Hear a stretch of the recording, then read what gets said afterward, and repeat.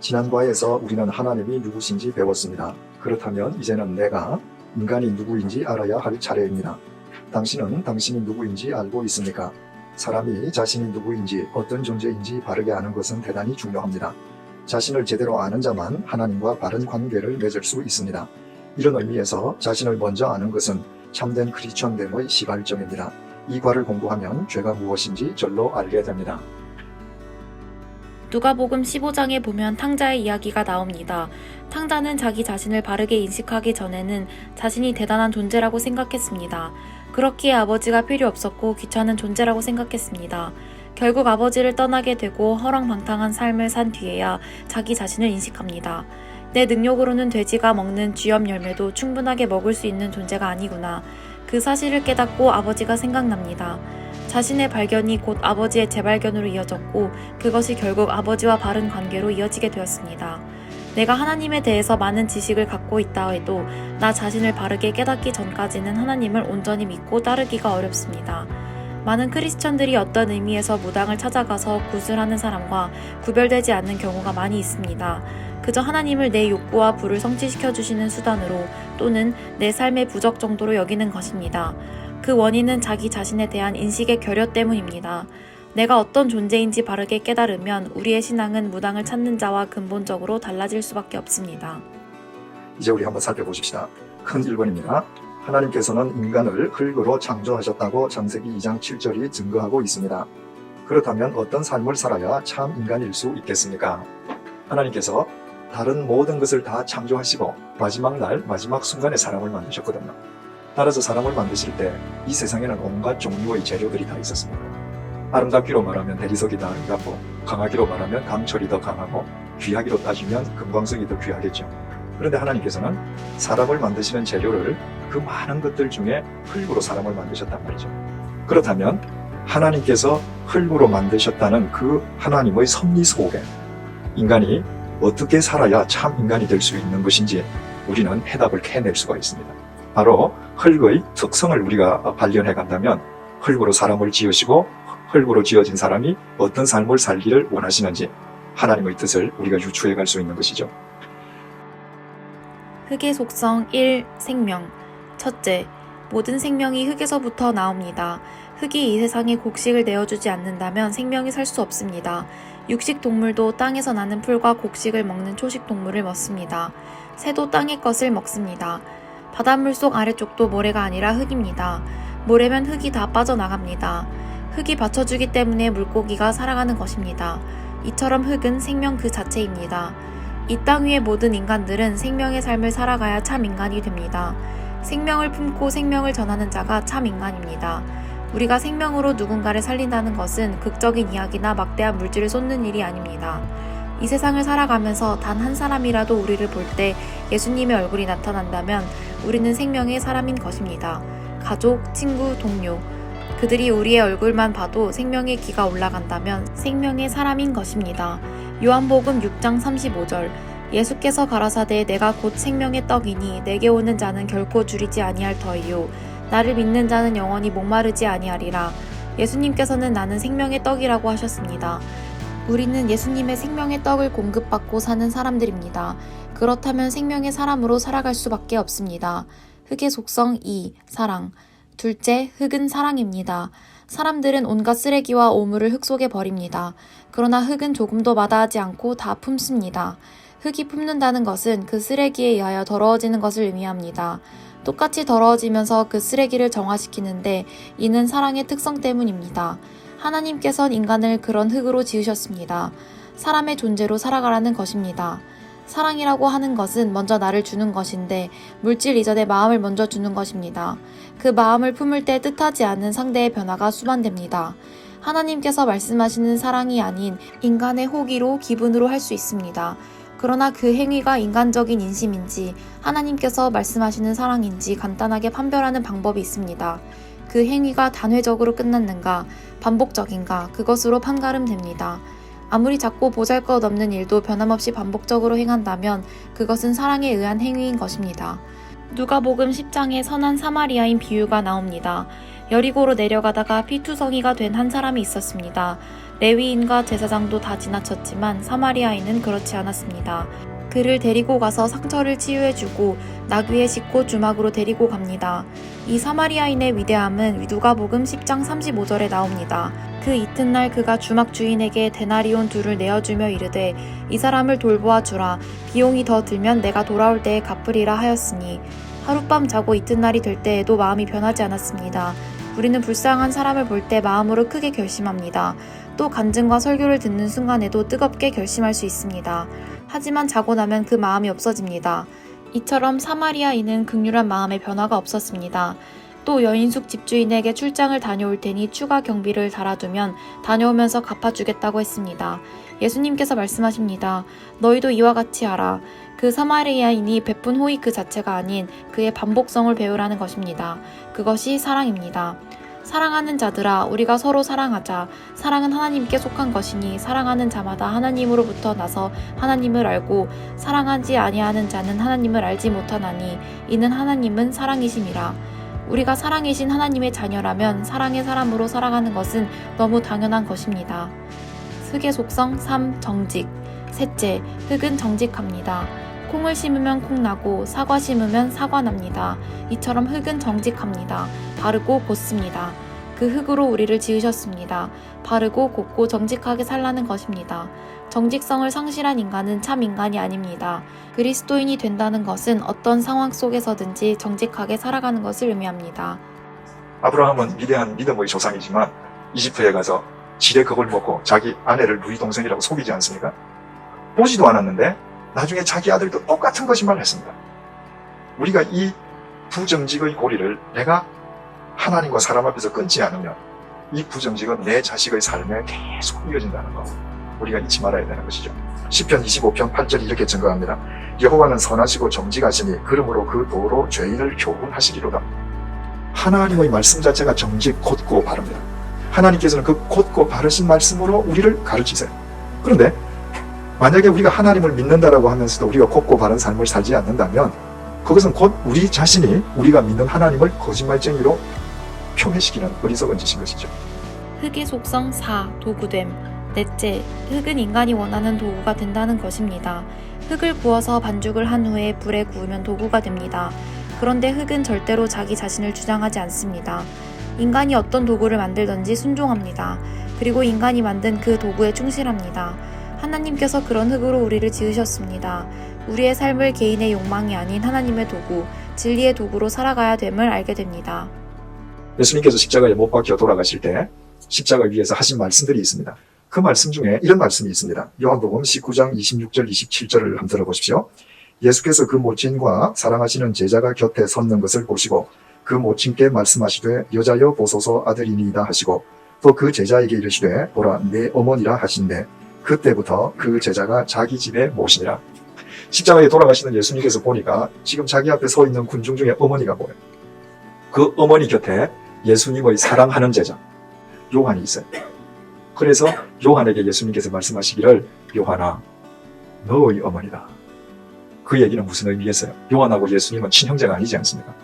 이제 예수님께서 나는 십자가에 못 박히고 곧 부활 승천해서 이 땅을 떠난다.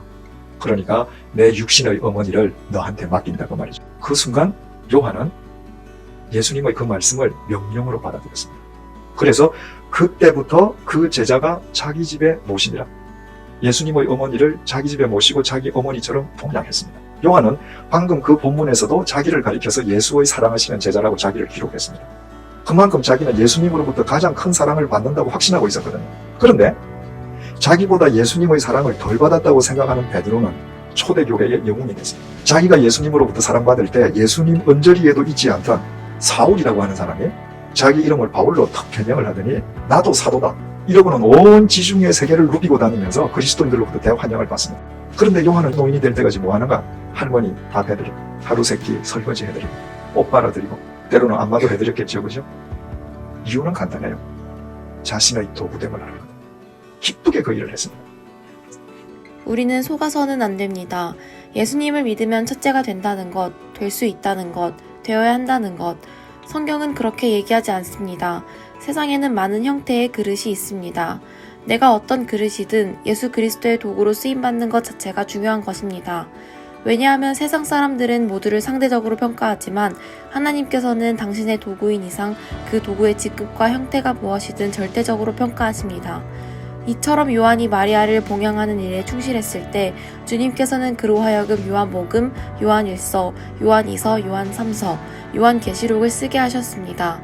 베드로가 결코 누릴 수 없었던 은총이었습니다. 우리가 성경을 볼 때 마태, 마가, 누가복음, 세 복음서를 공관 복음서라고 합니다. 같은 관점에서 예수님의 생애를 기록했다는 뜻입니다. 요한복음은 제4복음서라고 합니다. 마태, 마가, 누가복음과 전혀 관점이 다릅니다. 중요한 것은 요한복음이 사복음서의 모든 미스테리를 푸는 열쇠라는 것입니다. 요한은 예수님의 어머니 마리아를 봉양하면서 정말 하나님의 사랑이 무엇인지, 주님이 어떤 분이신지 날마다 자신의 삶 속에서 깊이 깨달았던 것입니다. 인간이 품을 수 있는 모든 질문에 대한 해답을 요한은 순종하는 삶 속에서 터득했던 것입니다. 그래서 우리는 요한복음을 통해서 모든 복음서의 비밀을 캐낼 수 있고 요한일서, 요한이서, 요한삼서를 통해 하나님의 사랑 그 자체이심을 알 수 있고 요한계시록을 통해서 우리의 내일을 예견할 수 있는 것입니다.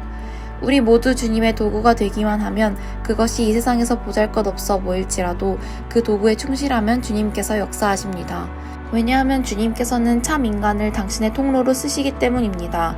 여호와 하느님이 땅의 흙으로 사람을 지으시고 생기를 그 코에 불어넣으시니 사람이 생명이 되니라. 하나님께서 흙으로 사람을 만드신 후에 하나님의 생기를 불어넣으셨더니 사람이 생명이 되었습니다. 여호와 하나님이 흙으로 각종 들짐승과 공중의 각종 새를 지으시고 아담이 무엇이라고 부르나 보시려고 그것들을 그에게로 이끌어 가시니 아담이 각 생물을 부르는 것이 곧 그의 이름이 되었더라. 흙으로 사람을 지었다 할지라도 하나님의 생기 속에서 영적인 삶을 살지 않으면 짐승입니다. 동물과 인간의 진정한 차이점은 영적인 삶을 사는가 아닌가입니다. 내가 영성을 추구하지 않으면 하나님이 원하시는 사람일 수 없습니다. 영성이라고 하는 것은 지금 나와 함께하고 계시는 하나님에 대한 통찰력입니다. 하나님은 멀리 계시지 않습니다. 어디에 가든 함께 하십니다. 내가 붙드는 나의 종, 내 마음에 기뻐하는 자, 곧 내가 택한 사람을 보라. 내가 나의 영을 그에게 주었는즉 그가 이방의 정의를 베풀리사. 하나님께서 우리 모두에게 당신의 영을 주셨습니다. 그분에 대해서 깨어있으면 어떤 순간에도 영적으로 살 수밖에 없습니다. 그런데 하나님을 믿는다고 하면서 결정적인 삶의 현장에서 하나님께 깨어있지 못한다면 내 욕심의 법칙을 쫓는 짐승의 삶과 다를 바가 없는 것입니다. 그러므로 영성이 나와 함께 하시는 하나님에 대한 통찰력이라면 참된 생명의 사람, 영적인 사람은 어떤 상황 속에서도 하나님의 말씀으로 살 수밖에 없고 그와 같은 삶을 통해 하나님의 역사는 일어나는 것입니다. 자, 이처럼 우리가 방금 흙으로 지어진 인간이 어떻게 사는 것이 하나님의 뜻이겠는가 우리가 함께 묵상을 나누었습니다. 이에 반해 성경은 인간을 어떻게 평가하고 있습니까? 첫째로 인간들이 과연 생명의 삶을 살고 있는가? 마태복음 23장 27절을 통해서 주님께서 이렇게 말씀하셨습니다. 화 있을진저 외식하는 서기관들과 바리새인들이여 횟질한 무덤 같으니 겉으로는 아름답게 보이나 그 안에는 죽은 사람의 뼈와 모든 더러운 것이 가득하도다. 주님께서는 인간들이 생명의 삶을 살기는커녕 횟질한 무덤이라고 말씀하셨습니다. 회의 특징이 뭐죠? 회가 굳어지면 돌보다 더 굳어져서 물 한 방울 들어가고 나가지 못합니다. 그 횟질한 무덤을 파괴하기 전까지 그 속에는 실제 쓰던 물만 고여있는 겁니다. 하나님께서 우리를 향해서 그렇게 말씀하시는 겁니다. 너희들 속에는 생명이 없다. 왜 이 사회가 이렇게 시끄럽고 이 세상이 이렇게 혼돈스럽습니까? 생명을 상실했기 때문인 것이죠. 우리는 말과 행동으로 많은 사람들을 죽입니다. 장사를 하면서 사업을 하면서 경쟁자를 무차별하게 죽입니다. 우리가 보기에 그럴듯하게 보일지 몰라도 하나님이 보시기에는 다 횟질한 무덤에 지나지 않습니다. 우리가 사랑의 삶을 살고 있는가? 너희가 너희를 사랑하는 자를 사랑하면 무슨 상이 있으리요? 세리도 이같이 아니하느냐? 또 너희가 너희 형제에게만 무난하면 남보다 더하는 것이 무엇이냐? 이방인들도 이같이 아니하느냐? 주님 보시기에 인간은 하나님의 사랑으로 사랑하는 것이 아니라 마음 가는 대로 이기심에 지나지 않는 선택적 사랑을 합니다. 이기심은 결코 사랑이 아닙니다. 이기심은 내 중심적이기 때문에 흙처럼 모든 것을 포용할 수 없습니다. 사랑은 훈련하지 않으면 절대로 커지지 않습니다. 세 번째로 우리가 정직한 삶을 살고 있는가? 시편 52편 2절 3절입니다. 내 혀가 심한 악을 꾀하여 날카로운 삭도같이 간사를 행하는도다. 내가 선보다 악을 사랑하며 의를 말함보다 거짓을 사랑하는도다. 하나님 보시기에 우리가 곧고 바른 정직한 자가 아니라 거짓을 사랑하는 자들이에요. 거짓을. 이 세상은 부정직함에 심각한 문제를 겪고 있습니다. 부정직한 그리스도인이 1000만 명 있어도 대한민국은 세워지지 않습니다. 곧고 바른 그리스도인 소수만 있어도 한 나라의 역사는 세워집니다. 네 번째로 우리가 정말 진리의 도구로 살아가고 있는가? 이사야 53장 6절 말씀입니다. 우리는 다 양 같아서 그릇 행하여 각기 제 길로 가거늘. 제 길로. 하나님 보시기에 우리는 다 자기 길을 가는 사람들이에요. 진리의 도구가 되어서 진리의 길을 걷지 않습니다. 여러분 오늘 하루도 여러분들 참 바쁘게 사셨죠? 무슨 길을 걸으시느라고 바쁘셨습니까? 여러분의 일터에서 가정에서 진리의 길을 쫓느라고 바쁘셨습니까? 아니면 자기 길 걷느라고 바쁘셨습니까? 다니엘아, 마지막 때까지 이 말을 간수하고 이 글을 봉함하라. 많은 사람이 빨리 왕래하며 지식이 더하리라. 말세의 징조 중 첫째는 많은 사람들이 빨리 왕래하며 둘째로 지식이 더하리라. 말세가 되면 많은 사람들이 바삐 뛰어다닙니다. 현대인들은 정신없이 바쁩니다. 그래서 교통수단은 날이 갈수록 발달되고 있습니다. 그리고 날이 갈수록 지식이 더해집니다. 턱없이 지식은 높아지고 있습니다. 그러나 그들은 허망한 욕망의 길을 쫓느라 바쁩니다. 욕망은 물거품입니다. 없는 것입니다. 따라서 진리의 도구가 아닌 욕망의 길을 쫓는다는 것은 온 힘을 향해서 공동묘지를 향해서 뛰어가고 있는 것입니다. 다섯 번째로 생명으로 살고 있는가? 로마서 3장 11절 말씀입니다. 의인은 없나니 하나도 없으며 깨닫는 자도 없고 하나님을 찾는 자도 없다. 하나님 보시기에는 생명으로 살아가는 사람이 없다는 겁니다. 정말 우리가 영성을 추구하지 않으면요, 짐승보다 훨씬 못한 존재가 됩니다. 자, 큰 3번. 왜 인간이 이렇듯 죄인이 되어버리고 말았는가? 로마서 5장 12절을 한번 보십시다. 이러므로 한 사람으로 말미암아 죄가 세상에 들어오고 죄로 말미암아 사망이 왔나니 이와 같이 모든 사람이 죄를 지었으므로 사망이 모든 사람에게 이르러내리라. 아담 한 사람의 죄로 인해서 모든 사람이 죄인이 되었습니다. 우리는 이렇게 질문할 수 있습니다. 나는 아담 같은 죄를 지은 적이 없는데 왜 내가 죄인입니까? 그러나 아담으로부터 모세까지 아담의 범죄와 같은 죄를 짓지 아니하는 자들 위에도 사망이 왕노릇 하였나니 아담은 오실자의 표상이라. 성경은 범죄와 죄를 구별해서 씁니다. 죄는 본질적인 상태, 범죄는 결과적으로 드러난 행위의 결과입니다. 아담이 선악과를 따먹은 것이 범죄입니다. 그 범죄를 저지름으로 그의 본질이 죄인이 되어버렸습니다. 아담의 후예인 모든 인간은 아담과 똑같은 범죄를 저지른 적이 없다고 할지라도 본질적으로 죄인이 되었다는 것입니다. 4번. 인간이 모두 죄인이라면 죄란 구체적으로 무슨 의미인가? 1번. 죄란 단어의 어휘원. 히브리어로 죄를 헤트라고 하고요.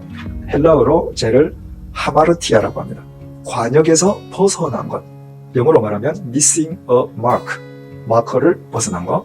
그게 죄입니다. 그래서 관역판에 화살이 명중하지 못하고 관역을 벗어났습니다. 그럼 어디에 잘못이 있는 거예요? 저 관역을 바르게 조준하지 못했던 나에게, 내 조준에 문제가 있는 것이죠. 죄는 뭐예요? 하나님을 향해 정조준되어 있어야 할 내 중심이 하나님을 벗어난 것입니다. 그게 이미 죄예요. 벗어나 있기 때문에 모든 행위는 죄의 결과로 드러날 수밖에 없는 것입니다. 예수님께서는 죄를 뭐라고 정의하시는가? 첫째로 요한복음 3장 19절을 보시겠습니다. 그 정죄는 이것이니 곧 빛이 세상에 왔으되 사람들이 자기 행위가 악함으로 빛보다 어두움을 더 사랑한 것이니라.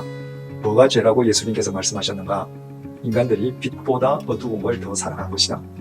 예수님께서 죄가 무엇이냐고 하면 예수 그리스도를 믿지 않는 것, 이것이 죄다, 이렇게 말씀하셨습니다. 예수 그리스도를 안 믿는다는 것은 예수 그리스도를 이 땅에 보내신 하나님을 불신하는 것이거든요. 하나님을 향하여 정조준되어 있어야 할 인간의 중심이 하나님을 겨냥하고 있지 않음으로 말미암아서 예수 그리스도도 불신하는 것입니다. 그러므로 하나님에서 비켜나간 인간의 중심은 이미 본질적으로 죄인 것이죠. 창세기 3장 1절에서 6절은 인간의 범죄 과정을 상세하게 보여주고 있습니다. 여호와 하나님의 지으신 들 짐승 중에 뱀이 가장 간교하더라. 뱀이 여자에게 물어가로되 하나님이 참으로 너더러 동산 모든 나무의 실과를 먹지 말라 하시더냐. 여자가 뱀에게 말하되 동산 나무의 실과를 우리가 먹을 수 있으나 동산 주방에 있는 나무의 실과는 하나님의 말씀에 너희는 먹지도 말고 만지지도 말라. 너희가 죽을까 하노라 하셨느니라. 뱀이 여자에게 이르되 너희가 결코 죽지 아니하리라. 너희가 그것을 먹는 날에는 너희 눈이 밝아 하나님과 같이 되어 선악을 알 줄을 하나님이 아심이니라. 여자가 그 나무를 본즉 먹음직도 하고 보암직도 하고 지혜롭게 할 만큼 탐스럽기도 한 나무인지라. 여자가 그 실과를 따먹고 자기와 함께한 남편에게도 주매 그도 먹은지라. 하나님 말씀에 대한 인간의 불신. 하나님께서 선악과를 먹으면 정녕 죽을 것이라고 하셨습니다. 하지만 그 말씀을 믿지 않았습니다. 믿음이라는 것은 하나님의 말씀에 대한 순종입니다. 죄는 하나님을 불신한 것이고 그것은 결국 하나님의 말씀을 불신한 것입니다. 하나님의 말씀은 이 땅에 오신 예수 그리스도입니다. 그러므로 말씀이신 예수 그리스도를 믿지 않은 것이 죄입니다. 하나님의 말씀에 대한 인간의 불신은 뱀의 유혹으로 인함. 이 불신은 뱀의 유혹으로부터 나왔습니다. 큰 용이 되어 쫓기니 옛 뱀 곧 마귀라고도 하고 사단이라고도 하는 온 천하를 꿰는 자라. 땅으로 내어 쫓기니 그의 사자들도 저와 함께 내어 쫓기니라. 사단의 유혹으로 사람은 하나님의 말씀으로부터 이탈되었습니다. 사단은 우리로 하여금 자기 자리를 이탈하게 합니다. 또 나의 언행으로 다른 사람이 살아야 할 자리를 이탈하게 한다면 그 사람에게 내가 사단인 것입니다. 그리스도인들은 서로 지켜야 할 자리를 지켜야 합니다. 사단의 유혹으로 범죄를 행하기 전 인간에게 나타난 형상. 여자가 그 나무를 본즉 먹음직도 하고 보암직도 하고 지혜롭게 할 만큼 탐스럽기도 한 나무인지라 여자가 그 열매를 따먹고. 하와는 동상 중앙에 있는 선악과를 항상 봐왔습니다. 그러나 갑자기 말씀을 향한 중심이 자리를 상실하니 그 열매가 먹고 싶어졌습니다. 이처럼 유혹은 먹고 싶은 데서부터 시작되었습니다. 그래서 우리는 무엇을 먹든 마시든 하나님의 영광을 생각하며 먹어야 합니다. 첫째, 먹음직했다. 생각 없이 먹는 것은 무엇을 먹든 죄악의 씨앗이 됩니다. 생각이 수반되지 않을 때 인간은 먹고 마시는 것의 노예가 되어서 그 인생은 파멸로 이르게 됩니다. 생각하는 사람은 술, 담배, 과식으로 생명을 탕진하거나 더 많이 먹고 마시기 위해 사랑해야 할 형제에게 등을 돌리지 않을 것입니다. 둘째, 보암직했다. 오늘날처럼 시각이 강조하는 시대가 없었습니다. 우리에게는 절대적인 기준이 있어야 합니다. 하나님 보시기에 좋은 것인가? 하나님은 중심을 보시는 분입니다. 우리도 만물의 중심을 꿰뚫어 보는 하나님의 눈을 얻어야 합니다. 선악과는 보기에 좋았으나 그 중심은 죽음이었습니다. 우리는 이 현란한 세상에서 진리의 눈을 얻으려는 훈련 없이 이 사이버 시대를 이길 수 없습니다. 셋째, 지혜롭게 할 만큼 열매가 탐스러워 보였다. 탐욕 그 자체가 우상숭배입니다. 우상숭배라는 것은 비인격적인 것을 내 삶의 주인으로 모시는 것입니다. 말씀을 잃으면 인간은 반드시 탐욕의 노예가 되는 것입니다. 넷째, 먼저 범죄한 하와가 취한 첫 번째 행동입니다. 여자가 그 열매를 따먹고 자기와 함께 있는 남편에게도 주매 그도 먹은지라. 이 내적 형상으로 말미암아 선악과를 먹는 범죄를 저지르고 남편에게 먹게 함으로 공범을 만들었습니다. 죄는 그 자체로 생명력을 가지고 주에 있는 사람을 반드시 끌어들입니다. 이것이 죄의 특성입니다. 하나님께서는 먼저 말씀을 맡긴 자에게 책임을 물으십니다. 우리가 구원의 복음을 받았다는 것, 큰 권리와 은혜이지만 혼란하고 타락한 세상에서 전하지 않는다면 우리에게 그 책임을 물을 것입니다. 이와 같은 범죄의 결과는 무엇이었습니까? 그러므로 한 사람으로 말미암아 죄가 세상에 들어오고 죄로 말미암아 사망이 들어왔나니 이와 같이 모든 사람이 죄를 지었으므로 사망이 모든 사람에게 이르렀느니라. 본질적으로 우리 모두 죄인이 되었습니다. 결국 죄의 결과는 사망으로 귀결되었습니다. 거룩하신 하나님 앞에서 모든 죄인이 죽어야 하는 것입니다. 죄의 삭은 사망이다. 그 삭시라는 말의 의미는 군인에게 지급되는 삭시입니다. 목숨을 건 대가로 받는 것입니다. 목숨을 걸고 열심히 죄를 짓고 죽음을 삭스로 받는 것이 인간의 어리석음입니다. 죄인이 됨으로 말미암아 죽음의 삭시 주어졌다는 사실을 인식하고 살아가야 합니다. 그것이 우리의 실체입니다. 6번, 나 자신이 죽을 수밖에 없는 죄인임을 깨달았다면 이제 내가 할 일은 무엇입니까? 창세기 4장 25절에서 26절을 보십시다. 아담이 다시 아내와 동침하매 그가 아들을 낳아 그 이름을 셋이라 하였으니 이는 하나님이 내게 가인의 죽인 아벨 대신에 다른 씨를 주셨다 하며 셋도 아들을 낳고 그 이름을 에노스라 하였으며 그때의 사람들이 비로소 여호와의 이름을 불렀더라. 사람들이 에노스 때에 가서 비로소 여호와의 이름을 불렀다는 거예요. 에노스라고 하는 것은 사람의 이름이기도 하지만 히브리 사전을 피려면요 에노스를 죽을 수밖에 없는 존재 이렇게 풀이하고 있습니다. 인간이 자기가 천년 만년 산다고 생각할 때는 하나님이 필요가 없었습니다. 그런데 인간이 아무리 열심히 살아봐야 그 싹슨 사망, 에노스일 수밖에 없다는 사실을 깨닫는 순간에 비로소 인간들은 생명의 근원이신 하나님을 불렀습니다. 마태복음 1장 21절 보십시다. 아들을 낳으리니 이름을 예수라 하라. 이는 그가 자기 백성을 저희 죄에서 구원할 자이심이라 하니라. 내가 죽을 수밖에 없는 죄인임을 알았다면 나를 죄에서 건져주실 예수 그리스도를 전적으로 신뢰하는 수밖에 없죠. 왜 예수님만이 우리의 구원자 되시는가? 그것은 제3가에서 우리가 살펴보시겠습니다. 베드로전서 1장 24절 25절 보십시다. 그러므로 모든 육체는 풀과 같고 그 모든 영광이 풀의 꽃과 같으니 풀은 마르고 꽃은 떨어지되 오직 주의 말씀은 세세토록 있도다 하였으니 너희에게 전한 복음이 곧 이 말씀이니라. 주의 말씀이신 복음을 믿는 자가 되어야.